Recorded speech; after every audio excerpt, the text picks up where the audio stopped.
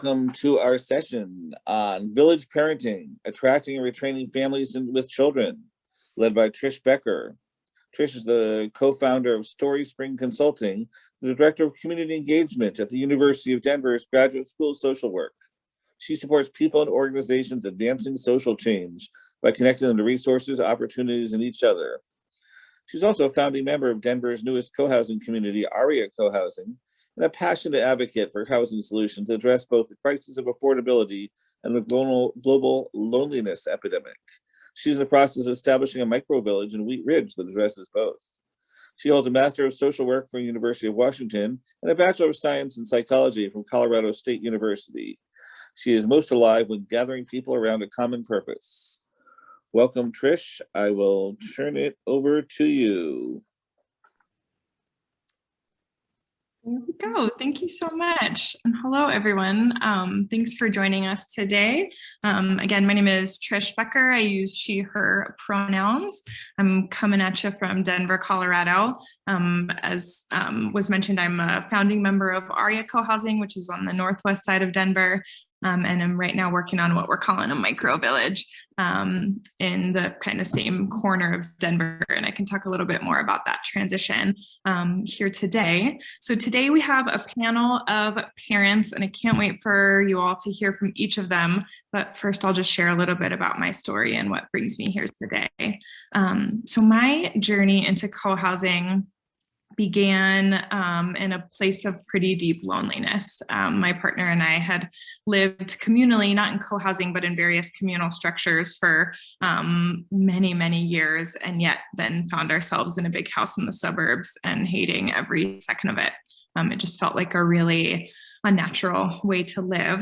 And so we found our way to a forming community, ARIA. The physical community wasn't built yet, so we had lots of conversations in construction trailers.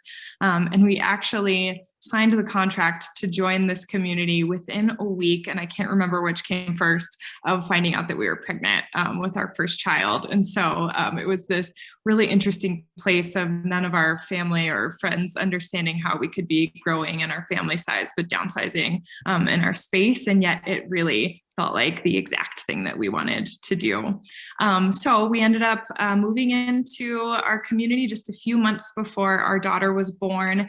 And so the first 2 years of her life were spent in co-housing, and it was incredible. It's just an incredible support system. There are benefits, both tangible and intangible, everything from regular childcare to weekly meals. If anyone out there is a parent, you know what a gift it is to have a home cooked meal that you can just sit down at and hang out with your neighbors. Hand-me-downs, sharing of wisdom, but then there's like the intangible benefits of just feeling so held and loved by a supportive community, both for myself and for my daughter, knowing that she has all of these representations of humanity and love to interact with. And, I can actually see the difference in her spending those formative years in community on her personality and on her development. And so it's been really beautiful.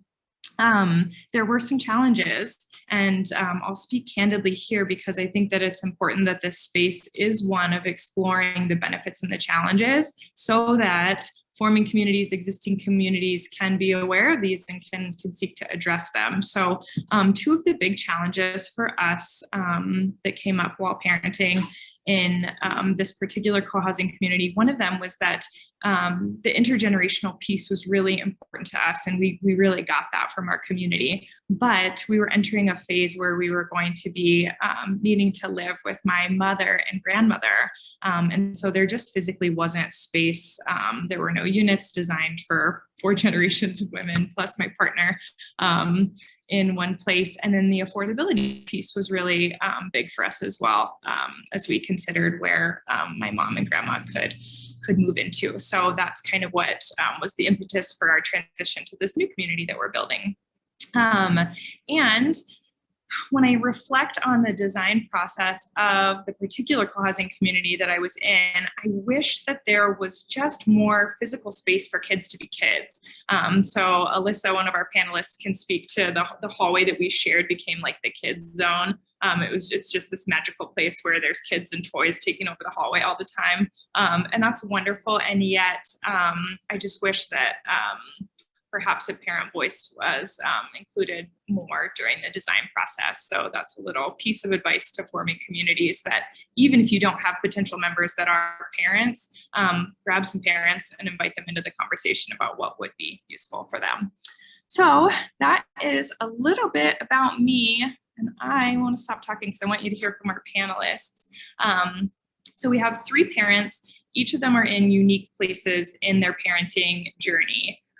So I want to comment on 2 pieces about the who I've invited to be panelists. So first of all, I've deliberately chosen parents who are all not necessarily in co-housing, but rather seeking some sort of community in the process of forming it.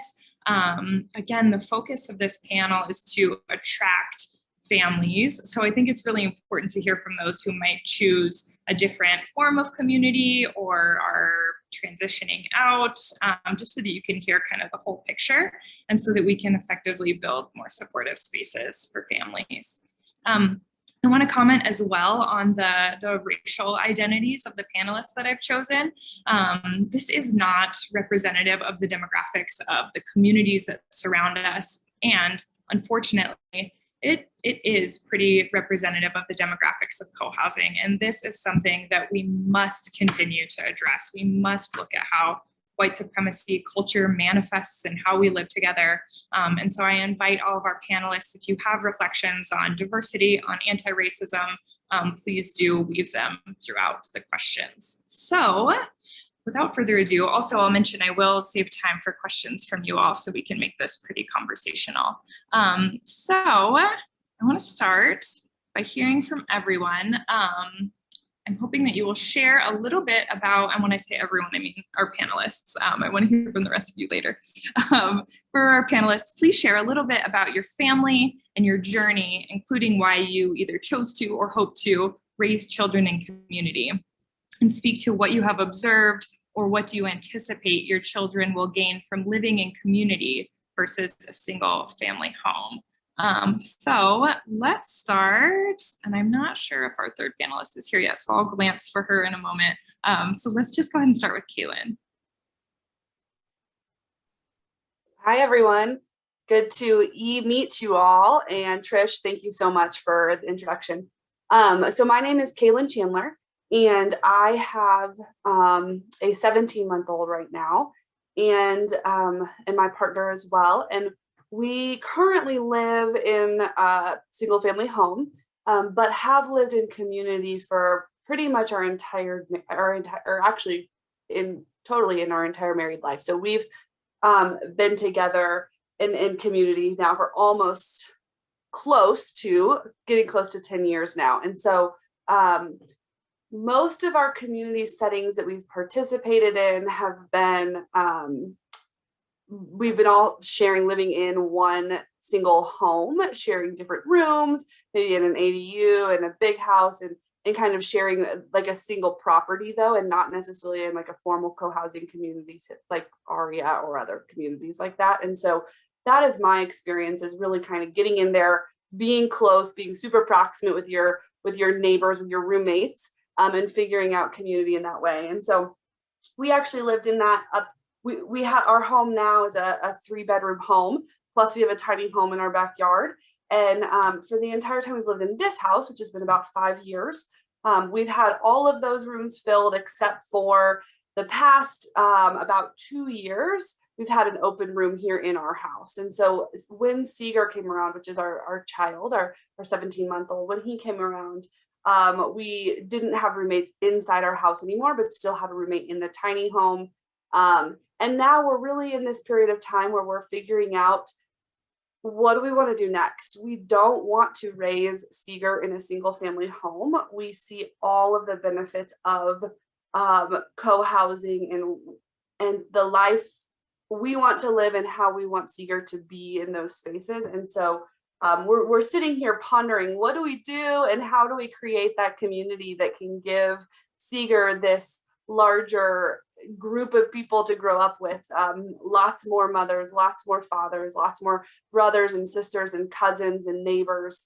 It's not just Cole and I, but also how do we make that a space that is something that is flexible, something that grows with us as our needs change, as Seeger's needs change, is a good investment as we kind of look at long-term financial ability to live in Denver, to stay in Denver, which is an expensive city to live in. And, you know, just how do we like to say we want space with proximity. So living with roommates where you're all in the same house brings a level of joy that is uncomparable, but also brings a level of crowdedness into life. And so I think one of the things we also are looking for is how do we balance this this communal need with an ability for people who are introverted to have some of their alone time, or to build in some of this space that supports individual growth as well. And so I'll leave it at that because I know we're going to go into a lot of great questions, but that's a little bit about me and my history and sort of where I'm at in life, figuring out how we want to raise our child and how we want to live here. Excellent. Thanks so much. Alyssa, I see you here. Would you mind answering that first question next? Sure. Nice to see everyone and meet everyone. And thanks for inviting me, Trish. So for me, I am a single mother, and my daughter's 12 years old, and I met Trish in ARIA Cohousing, and was here during all the renovations of the building. So it's a repurposed building, and like she said, there's definitely a lot of limitations as a parent in this particular co-housing community. But really, what sparked my interest in co-housing and what made me want to look for an intentional community was that my daughter's father is in the military. And when you're living on base or near a base and you're in the military, everyone's kind of in the same situation where everyone's away from their family. So you do holidays together, you really build strong bonds. And when we moved to Denver, we were no longer associated with a base. And so we kind of had talked about, well, maybe we should look for a co-housing community, or, some type of strong, tight-knit community, because we knew that was something that we thrived on, but that we wouldn't have the same opportunities not being associated with a base here in Denver. And, her dad and I are no longer together. And so at that time I saw the opportunity. ARIA was being renovated, and I thought it would be just such a great opportunity for her to interact with, with all generations, and to have, that tight-knit community atmosphere as well. And, being a newly single parent, there's a lot of uncharted waters and some fear around that. And so it has been so nice to have, supportive neighbors and people that I see as, mentors, and giving great advice and being there for me in the tough times. And we've had on our hallway, the parents' hallway, right? So in our community, though, there are some challenges for parents. And I think the intention was initially to have multi-generational community, to have kind of an even blend and mix of younger families with kids, and working age people and retired people. And just kind of how the pieces have fallen. It's been, we have disproportionate amount of people who are in retirement. And I think that just kind of speaks to co-housing in general, because some of the challenges for younger families is really just financial. It's really kind of the main barrier, I think, for younger people to join co-housing, because like right now we're living in a small unit. It's about 900 square feet, and it's actually part of the Denver Affordable Housing Program, which was a godsend to me at the time. It was really such a blessing and such a great thing for me to be able to take the opportunity to join the Denver Affordable Housing Program within a co-housing community, which I think is just wonderful. In ARIA, we have 8 units in our building that are affordable. But because those options are so limited, and you kind of only have a very small selection of, which unit that we could live in, it's not a forever unit for us. It's definitely a space that was great for what we needed at the time. But now, as we're growing and, we only have one bathroom, I'm a teenager, she's 12, and I'm engaged, and my partner now lives with us too. So it's, there's definitely some challenges there. And really now Sydney, we have one other family. Well, Trish and Adam had Cadence, and it was so great having them here. And I'm so happy that they're doing what they're doing. But I think we all kind of had the same challenges as people with kids, and now the one other family that has children. So we only had 3 families with children to begin with. But the one other family that has children has now outgrown their unit as well. So they'll be moving on, and Sydney's going to be the only child in our entire community, which is, it's really a huge consideration for us, because the benefit of co-housing is having friends nearby, having that tight-knit neighborhood, and the safety factor where, just letting her go play outside or run around in the neighborhood and feeling safe about that.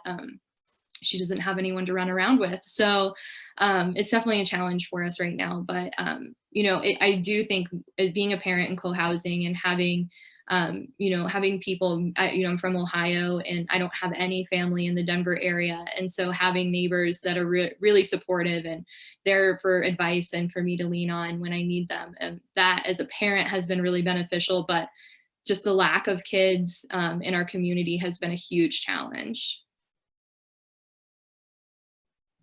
Yeah, thanks for sharing that, Alyssa, and thanks for your candor as well. That's something that hopefully we can offer in this space. So Andrew, would love to hear from you. Please share more about your journey and what you think your kiddos will gain from living in community. Yeah, absolutely. Thanks for having me. I'm Andrew, he, him, and I have a 2-year-old daughter with my partner, Melina, and we are expecting our baby boy in April. So we're excited for that growing family. And we recently moved. We were in Overland Park, and then we moved a couple miles south to Inglewood for a larger house, slightly larger, and brought our roommates with us. So our roommate came with us, and then her partner was able to move in. So we're really utilizing the space as best we can to create community. The journey's been really personal for me. A lot of it is I'm trying to build something better for my children that I didn't have. I was raised in a very isolated Christian household that really undermined the notion of community for its own sake. And I'm really, really drawn to community building and working with people and bringing them together in various capacities. With where we were before, we're encouraging, we built lots of great relationships with neighbors. We only moved a couple miles away, so we're still able to engage with them. But trying to build in place, not necessarily build co-housing buildings or develop new, but just kind of what we were calling a co-housing constellation, which was establishing community with our neighbors and creating those relationships, and then also encouraging people that are interested. We're trying to create a bigger network of people that are interested in this kind of thing to live together, or at least near each other, and know that those resources are available. So, I do a lot of work with community building where it's meal sharing. I think that's something people can set up anywhere, is some families that are nearby that you can start meal sharing. And so I do that a little bit. Childcare sharing we're working on. Now, everything's slowed down because of the pandemic. So I'm starting to itch for getting some connections going. And then when we moved in, I reached out to find out what the neighborhood association was doing or who was involved, because our last one we were very involved with. I helped organize. I should say professionally, I'm a chef by trade, so and an event organizer. So it comes naturally to me to bring people together and provide, and really I just get a thrill out of seeing relationships develop, and then that sense of community and seeing connections happen. So I think that's a really important key for people to engage with right away, is just find out who's your neighborhood organization. We moved to Inglewood, and I found out that there wasn't one, but the city of Inglewood recently started an initiative to help encourage a lot of that organization. So now I wanted to join a group and get some of the, we always want to build something new, but you can also put energy towards things that are existing. And so if you can find that, you can already have some built-in help and not feel like everything's on your shoulders. So that's what I was trying to do. But now I'm in charge of my neighborhood that doesn't know it yet. And I just moved here. But it's been great because the city of Inglewood has all kinds of resources. And so that's something I encourage people to do. If you're trying to create connections with other people where you are, you don't need people to necessarily decide to cohabitate. You already do have neighbors that you can engage with, and the cities, Denver and Inglewood, both do a lot of great work with helping neighborhood associations organize. So I'm in the middle of that, and excited to see that journey come to fruition with things like food truck rallies. I've done movies in the park and food trucks and anything that gets people out of the house and together. And right now, having to do more outdoor stuff because of COVID. So really drawn to creating that sense of community for my daughter and giving her more mentors and adult figures, because I didn't have that growing up, and knowing the impact of not having it and how much work it takes to try to build that after the fact can be a little bit harder. So, we have a rich community of friends, and we keep it as diverse as possible, just so she's exposed to different thought processes and identities and all kinds of things, because I don't want to ever be the one figure dictating how she views the world. So for me, it's really important. I'm also engaging with trying to create, as she's getting older, some kind of schooling, because I was homeschooled, so I've got a real aversion to some of the structured schooling systems for various reasons, which I'm trying to work through myself. But there's some great opportunities there too. So some of the pod systems have really gained popularity. Even before COVID, I was aware of some homeschooling resources where people can come together and work together. And then there's a new movement, a European model, the ALC, Agile Learning Centers. So kind of a more self-directed Montessori plus kind of structure. So if I can start raising that flag to say, hey, we've got space and intention and hope to build this, even if it's additional or supplemental to other schooling, just creating those connections so that maybe it is once a month that there's some kind of group gathering and lesson or something like that all kinds of people can do. So, that's where I'm at. And that's what interests me, is just the community. I see growing up isolated, I know the adverse effects, and I know how important people are. I always say people are the problem, but they're also the solution. So it's kind of figuring out how to get the best situation and structure to encourage that kind of connection. So that's what I'm passionate about, and I'm glad to be here and looking forward to learning how we can build it all together. Yeah, thanks so much, Andrew. You spoke to so many things that excite me, and one of those is this concept that even if co-housing is not the best fit for a person or a family, or maybe just not at this time, there are so many ways to live together differently. And to build connection in our existing neighborhoods, and that the principles of co-housing can really be useful when we think about how to creatively infuse them in our current environments. So thanks for speaking to that. And thank you again for being here, everyone. I'm going to start with a question for Kaylin, and I feel like you did begin to answer this, but if you can, paint me a picture of the ideal community for you and your family, and describe what it includes, but also tell us, what does it leave behind? Yeah, absolutely. So I did take a couple notes so that I can, try to stay on the question, because I can tend to dream big and kind of create all these like somewhat word cloudish images. But,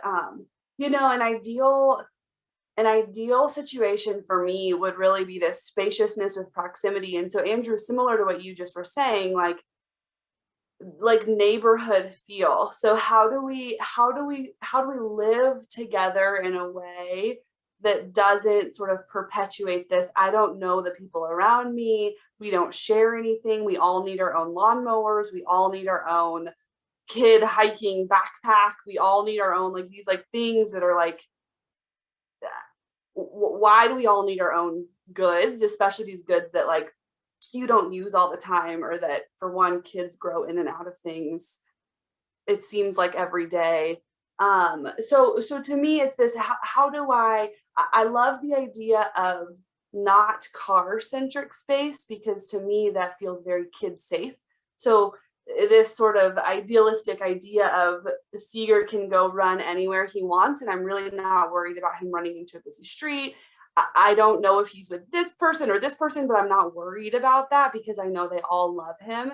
And I know that that this idea of it takes a village to raise a child. Andrew, kind of what you were going into is just this, he will find people that he can talk to about anything that he's wanting to talk through, that may not just be me. He doesn't need to be fully dependent on me, but then also I will have that too. So we all have this ability. So it is for Seeger. Obviously, I love having kid-centric spaces that he is fully comfortable and safe in. But I also think that for that to be sustainable, it has to be me-centric and Cole-centric and our neighbors-centric. Like, it has to really center on all the people and all of our unique needs. And so we can't just say only about the kids and not about the adults, but how do we sort of, as people thinking about going into co-housing, is trying to build these micro communities as these neighbors, like these neighborhood organizations, what are all of our needs and how do we put that on the table, allowing those things to change and be flexible.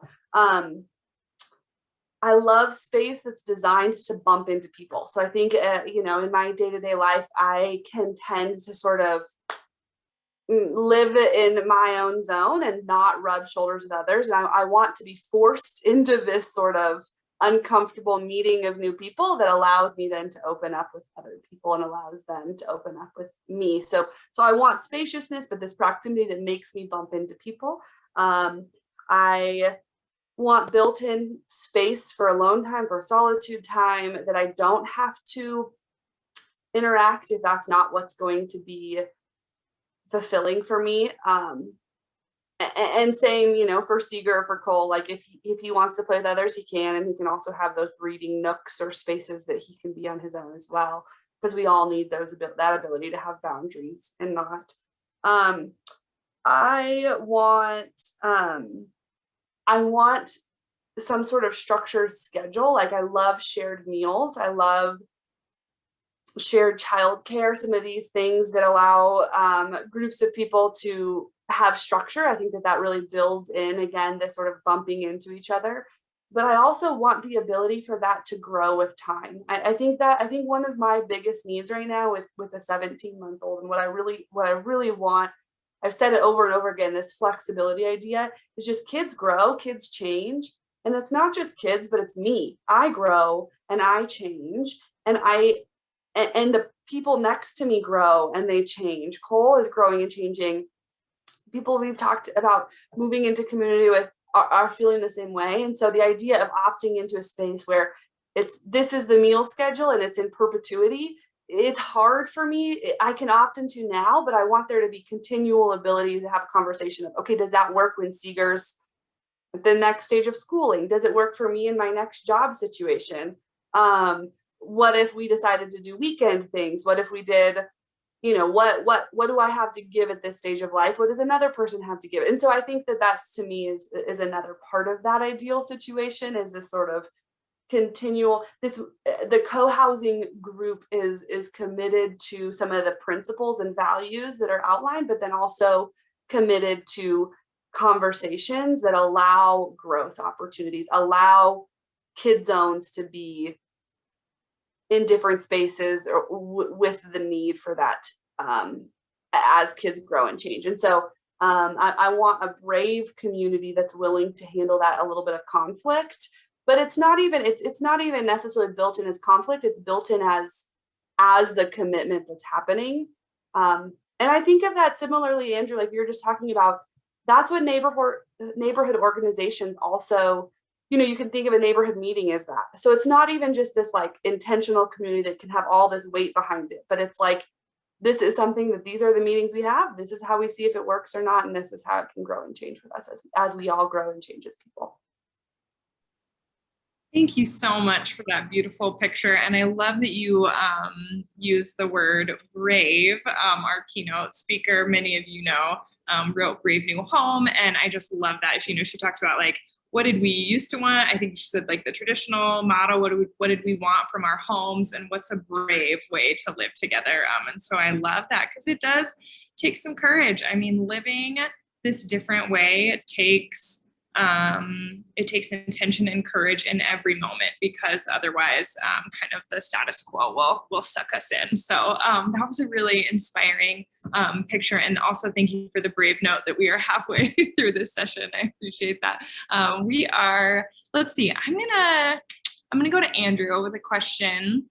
Andrew, what are the barriers that you think keep many families from living in co-housing?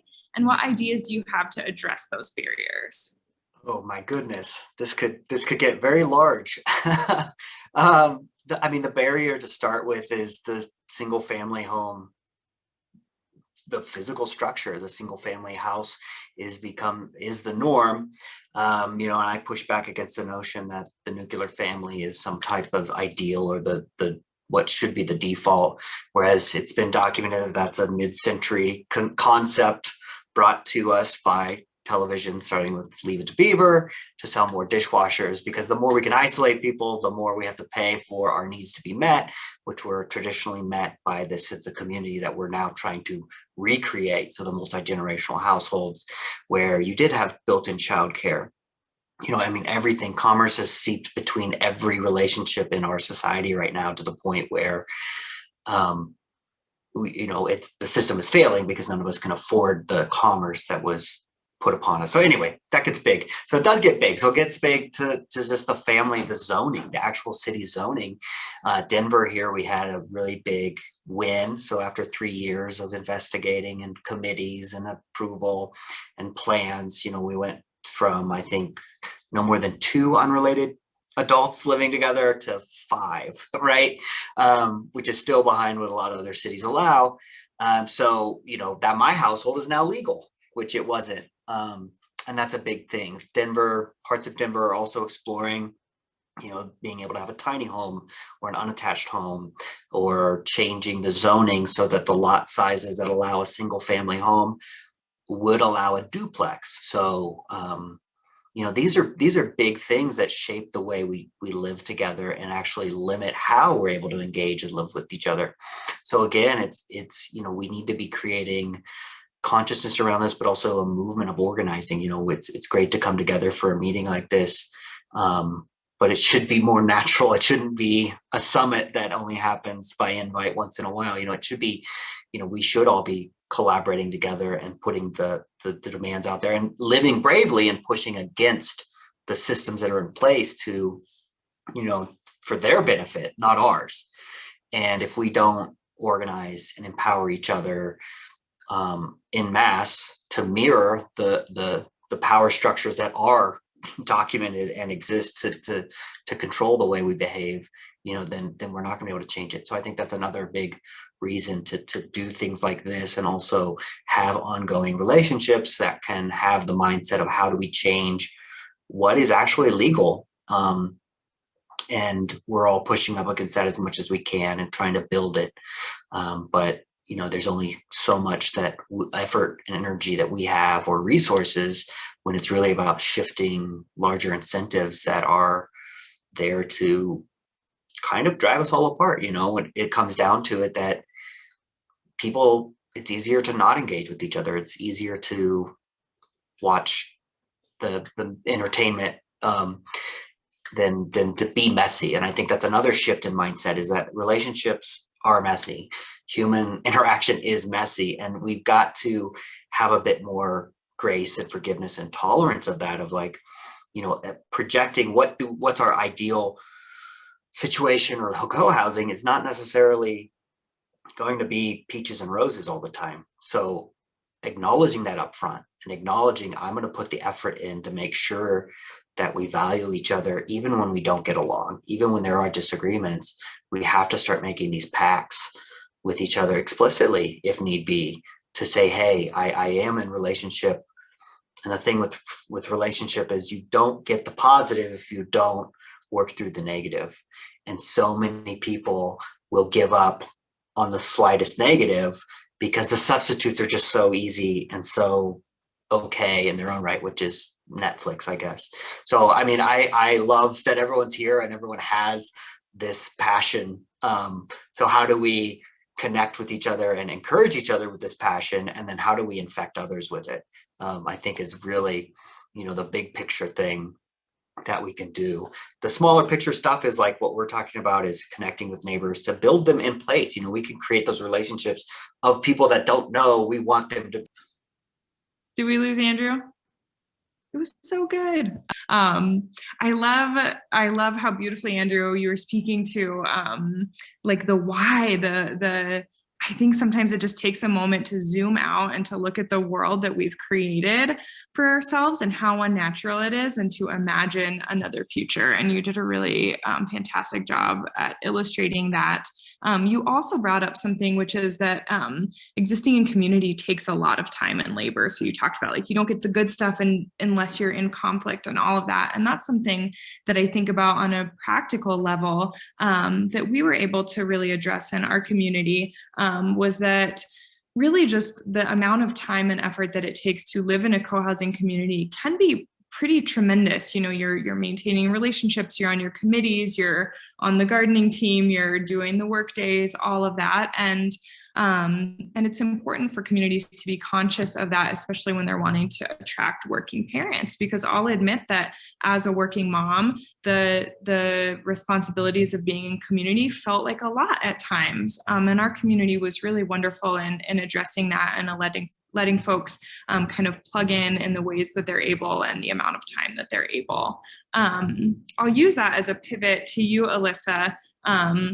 And I'm going to kind of give you a double question, because I would love to hear, because you're actually in a co-housing community as a parent. So I would love to hear from you some barriers that exist, some challenges that you face, but then also some practical ways that co-housing communities can create an environment that supports and welcomes specifically families that might not be a traditional two-parent household. So families in all forms. Yeah, I mean, there's definitely been a lot of barriers, and it's been a huge learning curve. And I guess at first I want to give just a little bit of background about ARIA co-housing and just how the community was created. So traditionally what we see is, groups of people, cohorts of people come together and all have a common desire to create community, to, create intentional community and have similar values and sharing ideals, and then sparking the idea, okay, like, how can we make this come to fruition? And with ARIA co-housing, it was kind of the opposite of that. So the sisters that lived in our Mary Crest Convent, which is the building that we repurposed for co-housing, they had a vision that they wanted. Here, Uma Perman, she's my my little coworker here. She's always getting in front of my screen. But so the sisters who lived in this community prior to it being co-housing really wanted the space and the building to continue what they had built over a number of years. And part of that was the communal living and helping the community gardening aspect and urban gardening aspect. And so a lot of these elements have been set in place for us. And then once the framework was kind of set up for the community, then it was more like recruiting to find people to participate. And so in that situation, what I've seen is that, we had these ideas and we had these values, and it's like, well, we want it to be an equal blend of all generations. And we want it to, we want everyone to be focused on eco-friendliness and our footprint, and that living in a smaller space, in more a dense community is more eco-friendly. And so some of those aspects for us were kind of already set in place. Sorry. She's so interested in this conference too. So, but but the challenges with that is that we kind of all came into co-housing with our own vision and with our own priorities. And maybe we all had similar priorities, but in different orders and different ranking. And so some of the challenges that we've had are just, I think, really generational. And, the way we're operating now has been kind of triage, right? Like as things are happening, we need to deal with this contract, or this is a renewal coming up, and we're trying to get our teams in order and thinking about like our finance and legal aspects, or our community well-being, or our social events changing drastically with the pandemic. And so I think we've been vastly reactive because we kind of already had a package handed to us. And so with that, it's not, to me personally, this is my personal opinion, I don't think it's very inviting of a younger generation to participate in, because, as business goes, business as usual, in the past has been vastly, creating documents and processes and, really thinking about all of the nuts and bolts of everything on a granular level. And I think like a younger generation, and especially kids, they're not really ticking that way. And they're thinking more organically of just, creating those relationships, having conversations, kind of working through those hard times. And vastly, we've all been very passive because we haven't wanted to rock the boat.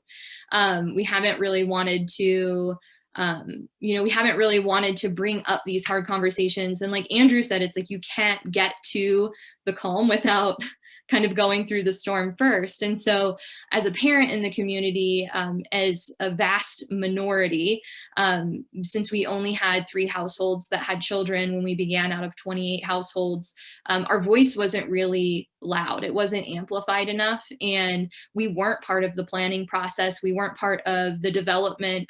Kind of all of that was set in stone when we signed on to become members of the community. So I think it's just kind of a symptom of that's been a little bit residual, and we're working really hard to shift. But it is really difficult, I think, to to have kind of a broad spectrum of mindsets and priorities. And now knowing, within the next couple months, Sydney is going to be the only child out of a 28 household co-housing community that intentionally has said, we want this to be a family, multi-generational environment. So we're just honestly not really sure what to do to encourage families to participate, to join in. I always do try to make sure my voice is heard, and then I'm advocating for Sydney and what her needs are. First and foremost, but it does pose a lot of challenges, kind of being the one and only, as a parent, and as, soon to be the only parent, I feel like, I'm a lone wolf. Like I kind of have to really push hard to make sure that the community has said they want kids. The community has said they want younger people to join, but they're not necessarily willing to shift their mindsets on how they're operating. Because, like for me personally, I've been on boards for organizations, like I understand the whole process and taking minutes and all of that. And all of that's important, I think, for record keeping, but it's almost like the record keeping and the logistics of creating the community and sustaining the paperwork behind it and the rules and the processes, I think, is kind of bogged down an atmosphere, a welcoming atmosphere, and opening up to younger people to participate in their own way. So it's been a huge challenge. But I mean, there's a lot of good around it too, because for me as a single parent, there's just been so many benefits. And what Kaylin was saying, all of the things that you said would be in your ideal community, there are elements of all of those things here.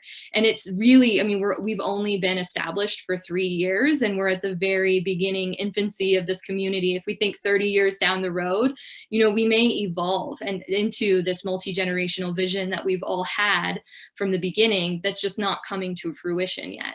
But I don't even know what questions to ask or what we could do specifically as a whole community to encourage or to invite more families and younger people with young children, or young couples who plan to have kids in the future, to participate and to join in our community. I'm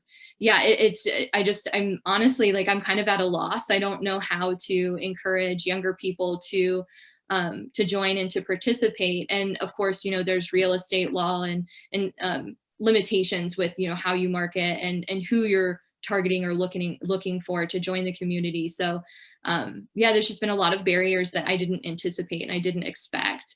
But with that being said, it's very encouraging to know that even though the reality of what we're experiencing right now isn't necessarily ideal or doesn't necessarily align with what we want, there's still that desire to have kids, and there's still that desire to have younger people participating and becoming members of our community. So definitely not going to give up. And I want to just encourage everyone that's interested in joining a community. It is a lot of work, but the payoff of that work is tenfold.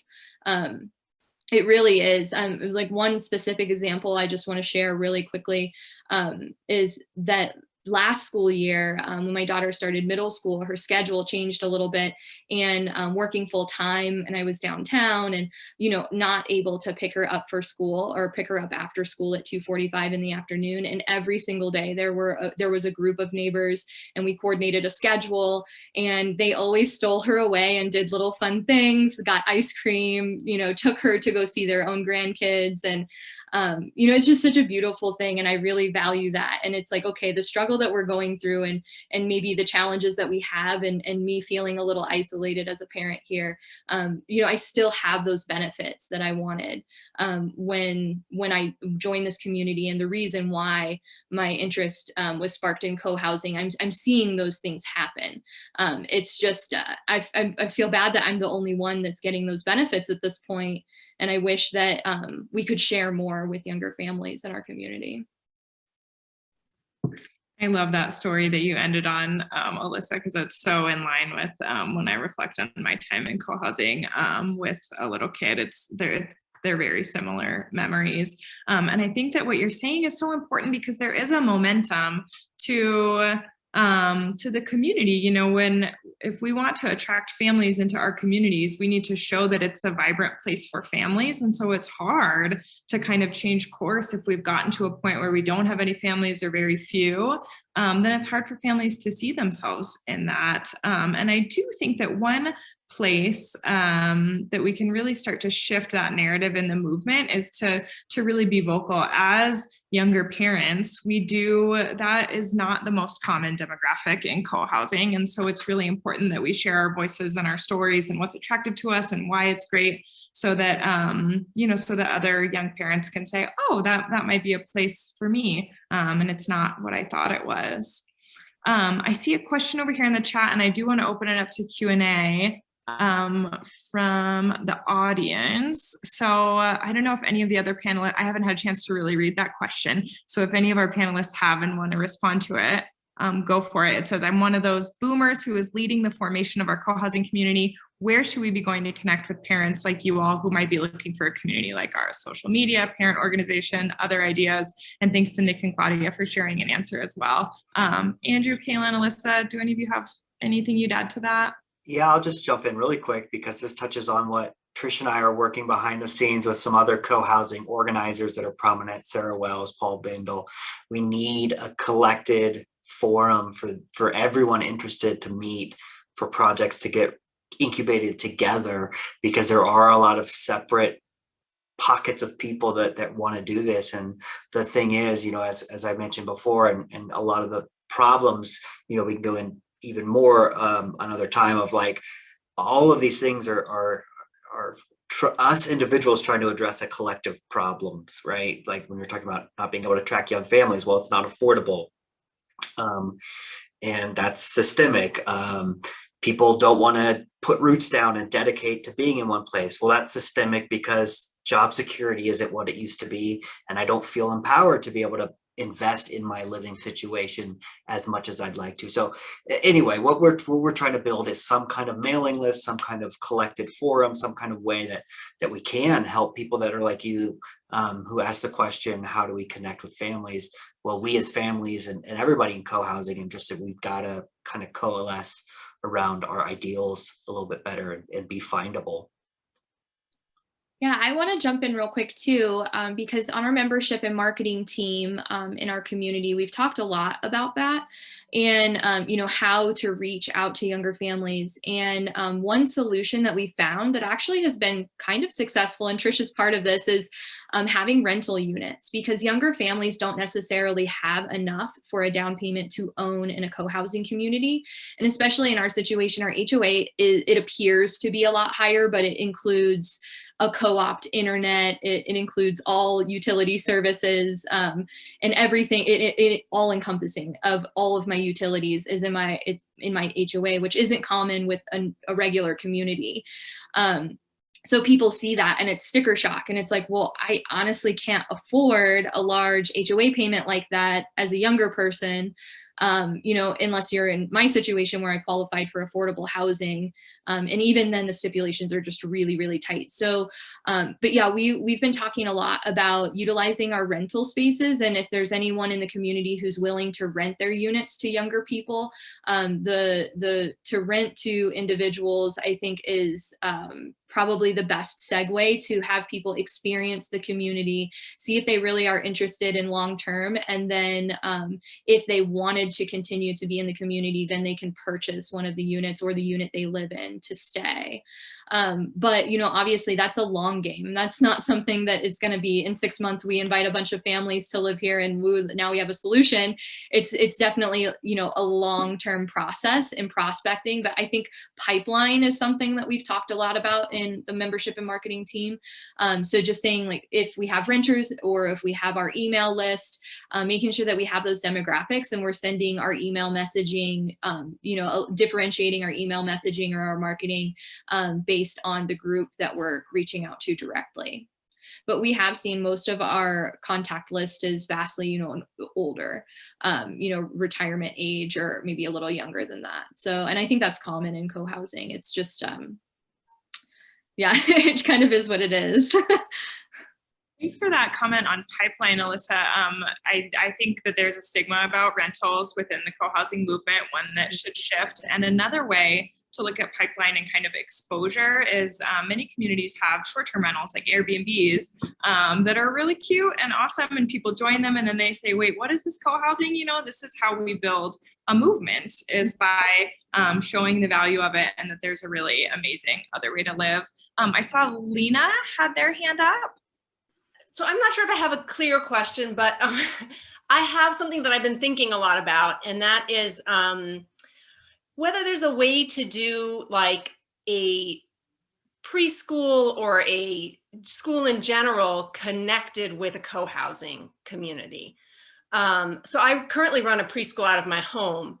And so the thought of like moving into a co-housing community, which is really enticing to me, but I also want to bring this like community with me. And I'm just trying to wonder like if that would be something that could also bring in young families, or if combining like some sort of like school with a co-housing community would create some like problems with like, I don't know, just like the blurring of lines between business and community. And I don't know if anybody's ever had anything like that, or if any of the communities have had maybe even home preschools versus like a separate space for preschools, or homeschool co-ops, or different kinds of things like that happening at the communities that they'd be willing to talk about.